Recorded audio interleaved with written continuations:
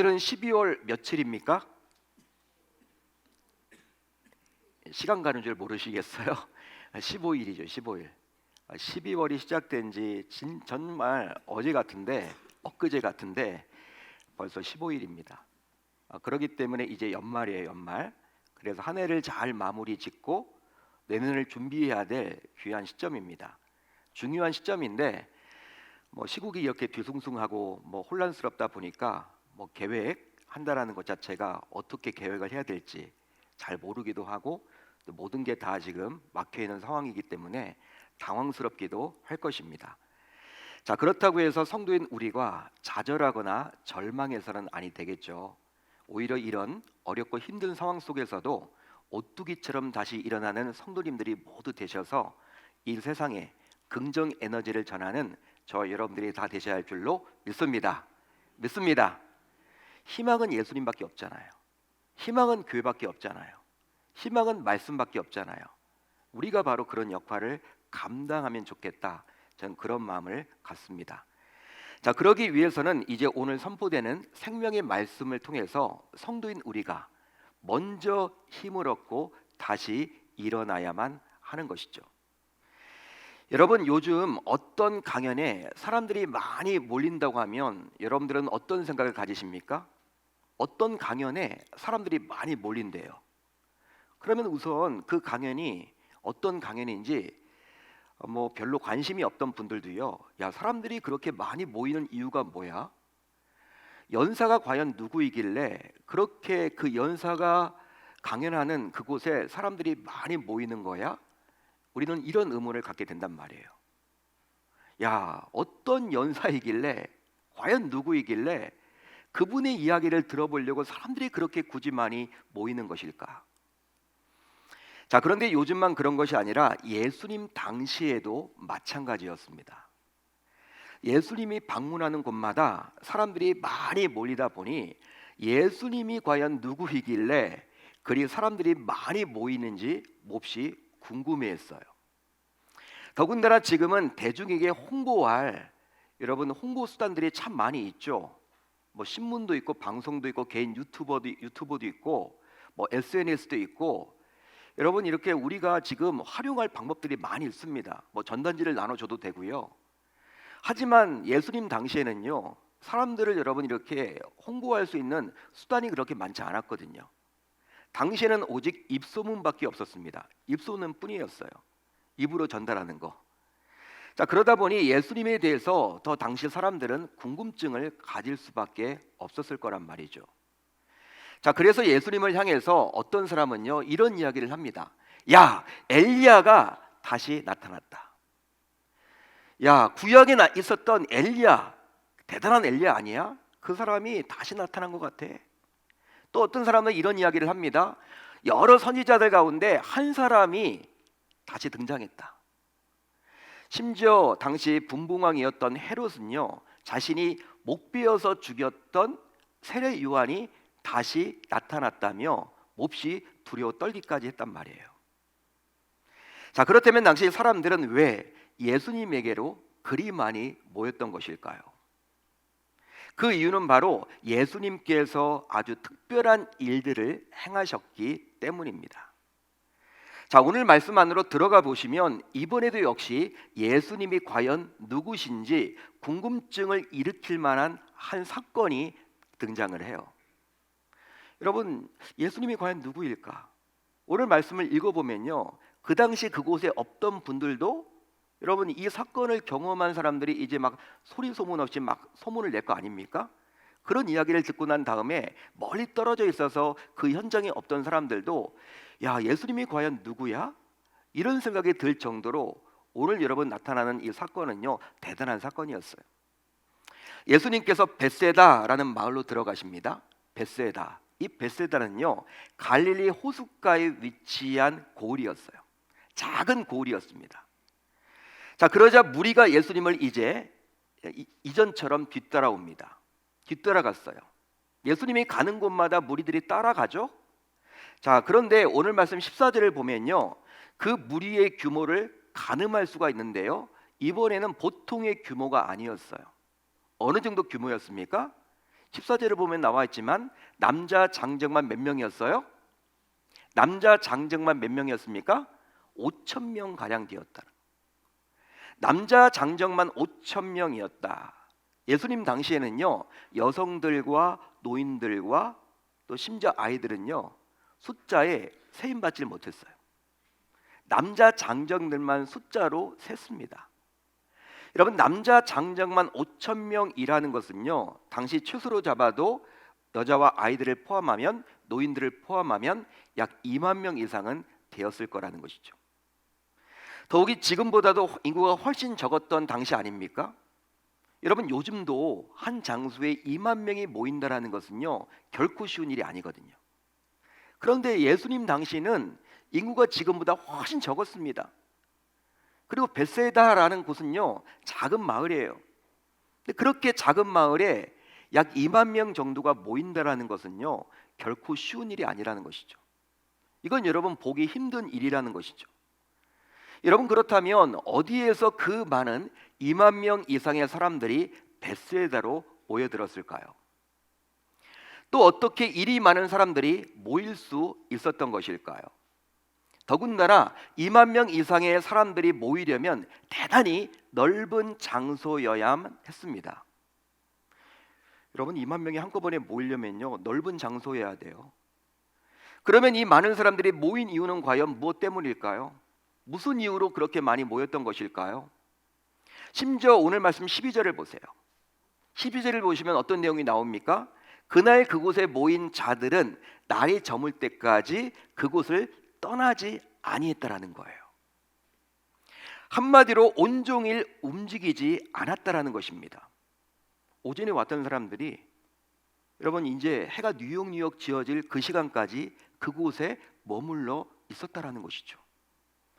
자, 그렇게 그들은 오랜 시간 그곳에 머물러야 했기 때문에 필요한 것들이 정말 많았을 거란 말이죠. 여러분, 어떤 것이 필요했을까요? 2만 명 정도의 군중이 모일 때 뭐가 필요합니까? 우선 간이 화장실이 필요합니다. 예? 여러분, 그거 생각 못 하셨죠? 2만 명이 모이는데 남들 다 보고 있는데 어떻게 여러분 용변을 보고 그렇게 합니까? 생리현상이 분명히 있을 텐데 2만 명 이상이 여러분 모여 있다 보면요, 마실 물도 필요했겠죠. 마실 물은 마셔야 되잖아요. 자, 그러면 그런 것들은 과연 또 누가 제공을 했을까요? 또 13절을 보면 알 수가 있죠. 13절을 보면 알 수가 있는데 그들은 온종일 그곳에 있었기 때문에 배고픔을 참기 힘들었을 거란 말이에요. 배고픔, 하루 종일 굶었겠죠. 물론 여러분, 어른들은 참았을 것입니다. 뭐 점심 한 끼, 뭐 아침을 안 먹었다 하더라도 그 온종일 여러분 어른이라면 좀 굶으면서 여러분 이렇게 지낼 수 있겠지만 부모를 따라온 아직 어린 아기들은요, 어떨까요? 여러분, 이렇게 짜증내지 않을까요? 찡얼찡얼대지 않을까요? 엄마 아빠에게 배고프다고 소리 지르지 않았을까요? 어른들은 참더라도 그 어린 아이들은 어떻게 참을 수 있단 말입니까? 그 배고픔을. 자, 그렇다면 2만 명 이상에 되는 그 사람들은 끼니도 거른 채 온종일 그곳에서 과연 뭘 했을까요? 무엇을 했을까요? 여러분, 예수님께서는 2만 명 이상 되는 사람들을 한 사람 한 사람씩 환영했습니다. 한 사람 한 사람씩 영접했어요. 어디에 나와 있습니까? 자, 오늘 말씀 11절을 볼까요? 이렇게 기록을 하고 있죠. 같이 한번 읽어봅니다. 시작. 무리가 알고 따라왔거늘 예수께서 그들을 영접하사 하나님 나라의 일을 이야기하시며 병 고칠 자들은 고치시더라. 무리가 예수님을 알고 따라왔는데 예수님께서 그들을 영접했다라는 거. 자, 이 구절을 잘 보시면 예수님께서 그들을 환영, 즉 웰컴했다라는 거예요. 웰컴했다, 영접했다. 이런 영접을 한 다음에 예수님께서는 뭘 하셨어요? 뭘 하셨습니까? 하나님 나라의 일을 이야기하시며 병 고칠 자들을 고쳐주십니다.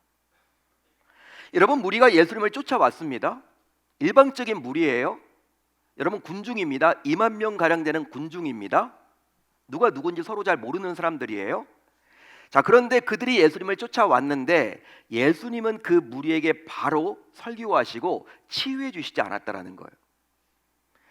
여러분, 일일이 먼저 그들을 환영하고 난 다음에 설교하시고 치유해 주셨다라는 것입니다. 여러분, 이게 다른 거예요, 뭔가.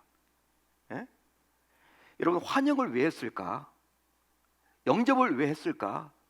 영접과 환영을 한 다음에 예수님께서 말씀도 전하시고 치유해 주셨다라는 거예요. 여러분, 다른 사건들과 좀 다르지 않습니까?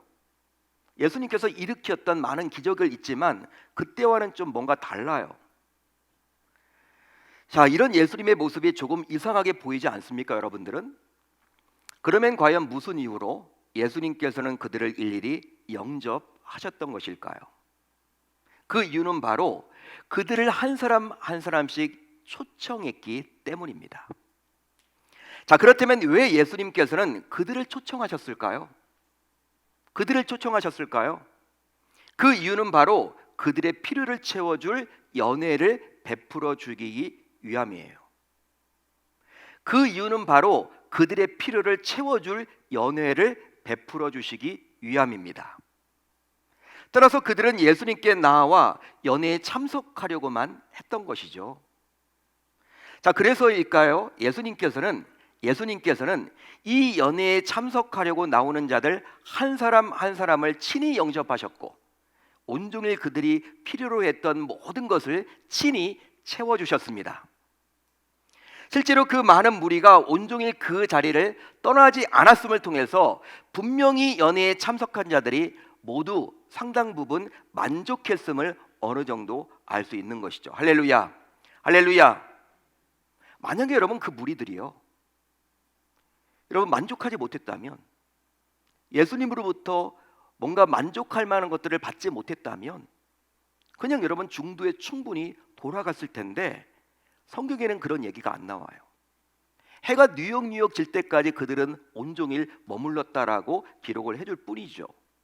따라서 그들 모두 여러분 어느 정도는 이미 만족하고 있었음을 우리가 엿볼 수 있는 것입니다.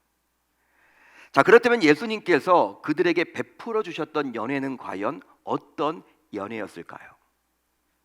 예수님이 지금 연회를 베풀어 주고 계시는데 어떤 연회를 베풀어 주셨습니까? 우선 말씀 연회입니다. 말씀 연회였습니다. 예수님께서는 온종일 그곳에 모인 자들에게 하나님 나라의 일, 즉 복음을 전파하셨어요. 복음을 전파해 주셨습니다. 한마디로 예수님이 과연 누구신지 스스로 밝혀주셨다라는 거예요. 뭘 가지고? 말씀을 통해서. 실제 예수님은 그들에게 생명의 말씀을 먹임으로 배고프고 굶주린 그들의 영혼을 만족해 해주셨죠. 그 결과 정말 신기하게도 하나님의 말씀을 먹었던 그들은 시간 가는 줄을 모르고 정말 하늘 양식으로 그들의 영혼을 살찌우게 되었습니다. 이처럼 예수님은 생명의 떡입니다. 예수님은 생명의 떡입니다. 그래서 이제 예수님을 만난 자는 그 누구나 줄이거나 목마르지 않아요. 요한복음 4장을 보게 되면요, 수가성 여인이 나와요. 사마리아 여인이 한 사람 등장을 합니다. 자, 이 사람은요 인생에 갈증을 느꼈던 자였어요. 인생의 목마름을 느꼈던 자였어요. 그 무엇으로도 만족을 누리지 못했어요. 여러분, 그러다 보니까 이 여인은요 과거가 있는데 어떤 과거가 있습니까? 결혼을 6번이나 했습니다. 하나도 안 놀라세요, 여러분? 요즘도 여러분 그렇게 할 수 없잖아요. 예? 요즘도 여러분 그게 거의 불가능할 것처럼 느껴지는데 당시 2000년 전 여성의 인권이 없던 그 시대에 남자를 계속 갈아치워요. 6번씩이나. 여러분, 그런데도 만족이 없는 거예요.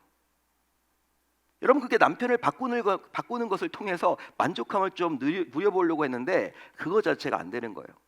그렇지만 그녀는 예수님을 만났어요. 예수님이 찾아가 주셨죠. 그리고 만나 주셨죠. 그리고 말씀을 해 주셨죠. 그 결과 어떤 일이 벌어집니까? 그녀가 평생 동안 가지고 있던 인생의 갈증이 해결함을 받았습니다. 해결함을 받았습니다. 바로 예수님은 생명의 떡이면서 동시에 영과 육의 갈증을 해결할 수 있는 생수이기 때문이죠.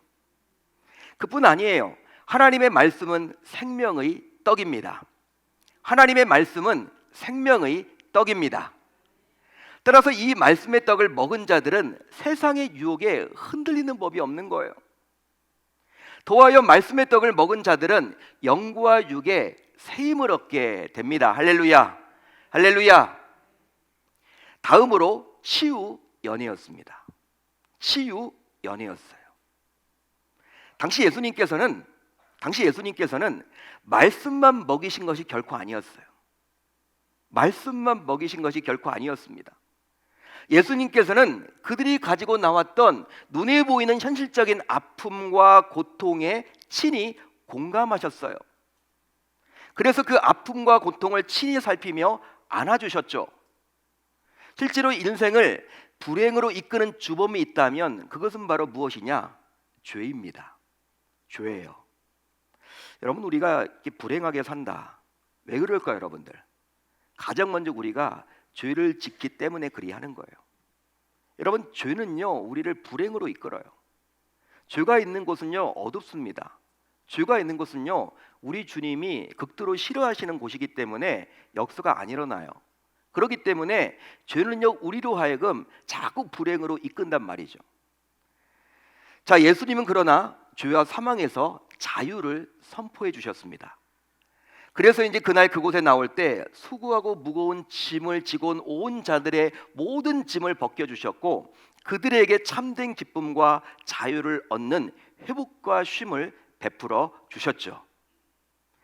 더하여 인생을 불행으로 이끄는 또 하나가 있다면 그것은 뭘까요? 여러분, 우리의 인생을 불행으로 이끄는 또 하나가 있는데 그것은 과연 뭘까요? 바로 질병입니다. 질병. 여러분, 몸이 아프면요 여러분 기분이 어때요?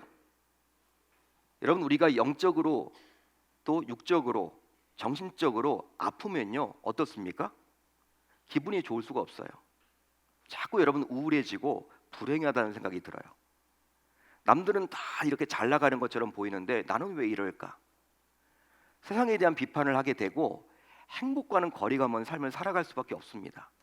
그러니까 질병이 여러분 우리를 불행으로 이끈다라는 것이죠. 당일 벳세다에 모인 자들 가운데 질병으로 고통 속에 있는 자들은 한둘이 아니었습니다. 그들은 여러 질병과 상처로 인해서 불행한 인생을 살고 있었죠. 하지만 예수님께서 이들의 질병과 상처를 친히 고쳐주심으로 결국 그들은 회복하게 되었습니다. 따라서 이보다 더 즐거운 연애는 없다라고 감히 말할 수 있는 것이죠. 그런즉 당시 어떤 이들은 평생 짊어지고 왔던 질병에서 자유하게 된 것이고 또 어떤 이들은 불치병에서 해방되어서 인생 최대의 연애를 즐기게 되었습니다. 할렐루야, 할렐루야. 또 있습니다. 다음으로 해결 연회입니다. 해결 연회였어요. 인생을 불행으로 이끄는 또 다른 하나가 있습니다. 제가 여러분 첫 번째 뭐라고 그랬죠? 죄라고 그랬습니다. 두 번째 뭐라고 그랬습니까? 질병이라고 했습니다. 세 번째 무엇입니까? 바로 당면한 의식주 문제예요. 먹고 살아야죠. 여러분, 먹고 사는 문제만 해결되면요 그나마 좀 행복할 것 같아요. 그렇죠? 근데 여러분, 이 먹고 사는 문제가 너무 힘들다 보니까 우리가 여러분 행복하지 못한 거예요. 즉, 무엇을 먹을까? 무엇을 마실까? 무엇을 입을까? 어떻게 살 것인가의 문제는 날마다 우리로 하여금 고민하게 만들죠. 근심하게 만들어요. 실제로 배고픔과 굶주림은 그 누구도 피할 수 없는 반복되는 인생의 문제 아닙니까? 여러분, 그렇지 않나요? 자, 그런데 예수님은 그곳에 모인 자들의 이런 현실적인 문제까지도 친히 해결해 주셨어요. 당시 남자 장정만 5천 명이나 굶주리고 있었고 여자와 아이들을 포함하면 무려 2만 명이 넘는 자들이 무엇을 먹을까로 고민하고 있었는데 우리 주님께서 해결해 주셨어요. 해결해 주셨습니다. 하지만 그 시각에 예수님께서 보리떡 5개와 물고기 2마리로 그들 모두를 배불리 먹이시고 심지어 12광주리까지 남겨주심으로 그 무리가 가졌던, 그 군중이 가졌던 최소로 잡아도 2만 명이나 되는 뭘 먹어야 되지? 이 문제를 친히 해결해 주셨습니다. 그리함으로 현실적인 당면 문제까지 해결해 주시는 진정한 해결자이심을 만천하에 보여주신 것이죠. 따라서 예수님께서 베푸신 해결의 연회를 통해서 그들은 배고픔의 문제를 결국 풀 수 있게 되었습니다. 할렐루야, 할렐루야. 또 있습니다. 오늘 말씀의 제목처럼 특별한 연회였습니다. 특별한 연회였어요. 그날 그곳에 모였던 2만 명 이상의 사람들은 예수님께서 베푸신 기적을 친히 체험하게 되었어요. 바로 온종일 굶주리게 허덕였지만 예수님께서 베풀어 주셨던 놀라운 기적을 친히 목격하게 되었죠. 여러분 한번 생각을 해보세요. 보리떡 몇 개였습니까? 보리떡 몇 개였어요? 5병2어니까 보리떡 5개와 물고기 2마리입니다. 그런데 다른 복음서를 보게 되면 여러분 이것은 소년이 한 끼 식사였어요. 한 소년, 그러니까 아기가 아직 어린 아이가 먹을 만한 한 끼 정도의 점심 도시락이었어요. 여러분 우리가 이런 생각을 해보시면 좋아요. 옆에 편의점 있죠, 교회 옆에. 이 편의점에 가서 여러분 이게 도시락 있죠. 그것도 큰 도시락 말고 아이들이 먹을 수 있는 그런 도시락. 그거 여러분들이 떠올려 보시면 돼요. 여러분 그거 가지고 예수님께서 무려 2만 명을 배불리 먹이셨고 12광줄이나 남기셨습니다. 여러분 우리 인간의 이성으로 이게 가능한 일인가요? 여러분 어떻게 생각하세요? 전혀 반응이 없으세요? 너무 동떨어진 이야기라고 여기십니까? 성경에 나와 있는 이야기인데 이게 사실인데 팩트인데 여러분 우리의 인간의 이성으로 아무리 우리가 머리를 굴려보고 우리가 주파나를 튕겨봐도 이건 불가능한 일이에요. 이건 불가능한 일입니다. 아니 2만 명이나 배불리 먹이시고 그걸로 끝이 아니라 12광줄이나 남겼다라는 거. 여러분 예수님이 여러 가지 기적을 베풀어 주셨지만 이 오병이어의 기적은요 놀라운 기적이에요. 예수님이 죽은 자를 살리셨다. 여러분 그 죽은 자가 살아났을 때 그 주변에 있던 일가 친척들과 여러분 지인들과 여러분 그 동네 주민들은 그것을 보고 여러분 예수님이 누구인지 이제 알게 되어서 여러분 예수님이 정말 기적을 베풀어 주시는 분이구나 확신하게 되었겠지만 영향력 면에서는요 여러분 이 오병이어의 기적을 못 따라가요. 여러분 2만 명이나 직접 예수님께서 보리떡 5개와 물고기 2마리로 2만 명을 어떻게 먹이셨는지를 똑똑히 그들 모두 눈으로 봤습니다. 눈으로 봤어요. 한마디로 인간의 이성으로 볼 때 불가능한 일이 가능케 되는 놀라운 기적을 몸소 그들 모두 보게 된 것이죠. 따라서 그곳은 바로 예수님께서 베푸신 기적을 맛볼 수 있는 연회였습니다. 한마디로 아주 특별한 연회였던 셈이죠. 할렐루야, 할렐루야. 이처럼 예수님께서 함께 하시는 곳은 언제나 흥이 넘치는 아주 특별한 연회가 됩니다. 그 이유는 바로 예수님께서 친히 계셔서 우리의 모든 부족과 결핍을 아주 풍족하고 풍성하게 채워주시기 때문입니다. 믿으시면 아멘, 동의하시면 아멘. 사랑하는 성도 여러분, 현재 여러분들의 삶에는 이런 연회가 일어나고 있습니까? 이런 연회가 일어나고 있나요? 지난 한 주간 동안의 여러분들의 삶을 한번 돌이켜 보십시오. 이런 특별한 연회가 일어났습니까? 즉 슬픔과 아픔이 제거되고 인생의 참된 의미와 행복이 계속되고 있습니까? 한마디로 잔치하는 삶이었습니까? 그게 아니면 초상 치르는 삶이었습니까? 잔치하는 삶이었어요? 아니면 초상 치른 삶이었습니까? 여러분, 예수님이 계신 곳은 신나는 연회입니다. 예수님이 계신 곳은 신나는 연회예요. 왜냐하면 어둠과 각종 질병, 악한 세력들은 모두 떠나가고 새로운 일들이 시작되기 때문입니다. 할렐루야, 할렐루야. 하지만 우리가 살아가는 이 시대는 과연 어떠할까요? 저와 여러분들이 살아가는 이 시대는 과연 어떠할까요?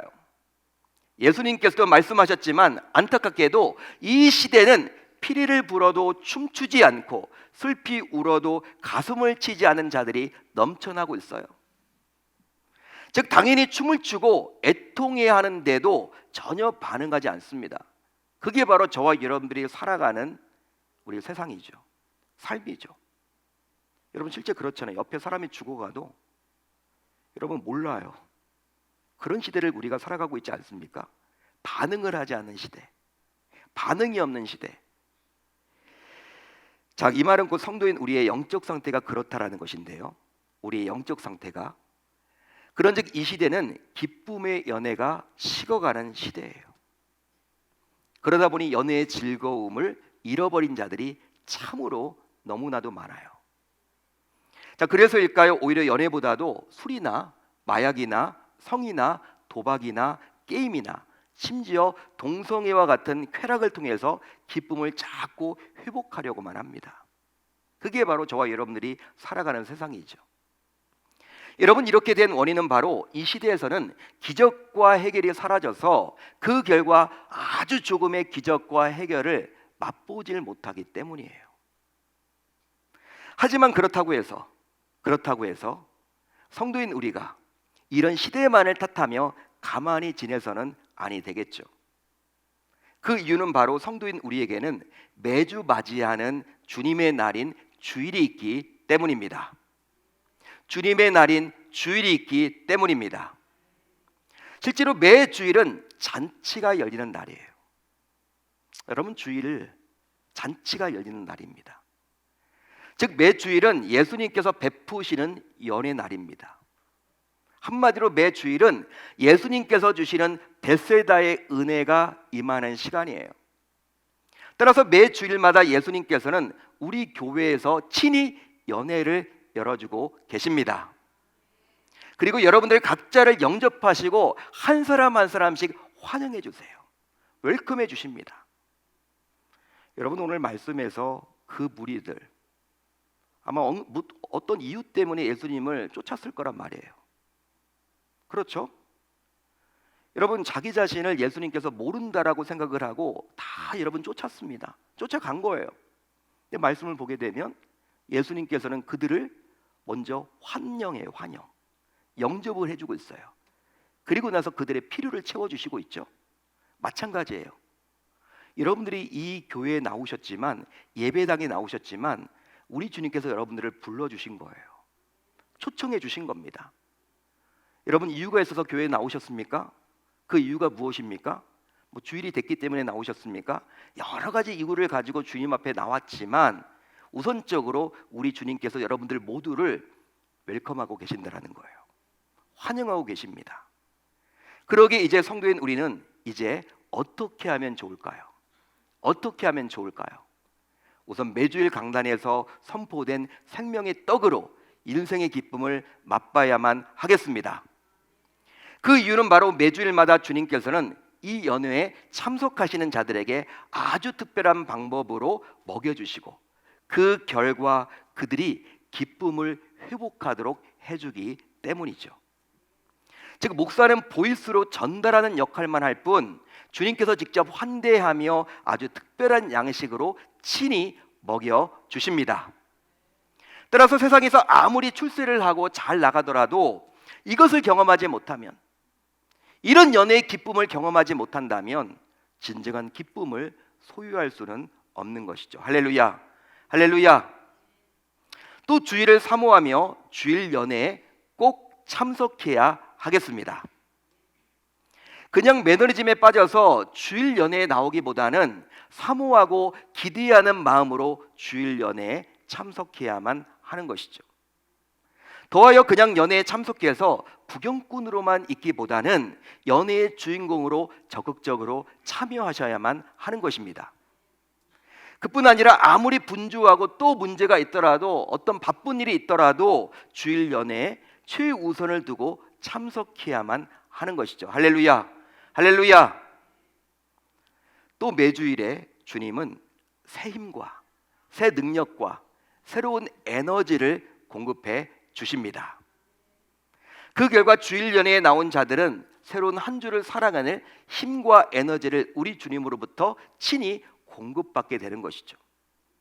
그래서 한 주를 살아가면서 겪게 되는 어려움 가운데서도 위기를 만나더라도 어떤 문제를 만나더라도 주일 연회를 통해서 우리 주님으로부터 받았던 힘과 능력과 에너지를 가지고 항상 승리할 수 있어야 할 줄로 믿습니다. 믿습니다.